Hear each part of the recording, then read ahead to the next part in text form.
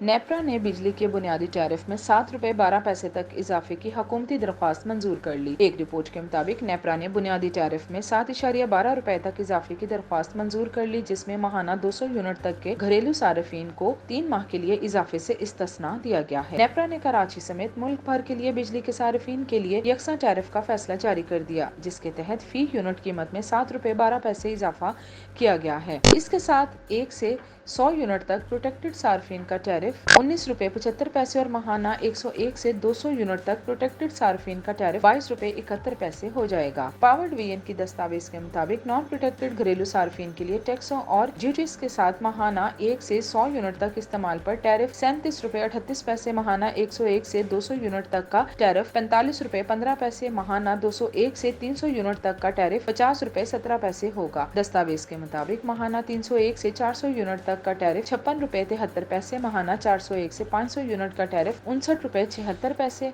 माहाना 501 से 600 यूनिट तक का टैरिफ ₹61.71, माहाना 601 से 700 यूनिट का टैरिफ ₹63.24 और टैक्सेस के साथ माहाना 700 यूनिट से ज्यादा के इस्तेमाल पर टैरिफ ₹69.27 का हो जाएगा। पावर डिवीजन की दस्तावेज के मुताबिक टैक्सों और ड्यूटीज के साथ 1 से 100 यूनिट तक प्रोटेक्टेड सार्फिन का टैरिफ ₹19.75 और माहाना 101 से 200 यूनिट तक प्रोटेक्टेड सार्फिन का टैरिफ ₹22.71 हो जाएगा।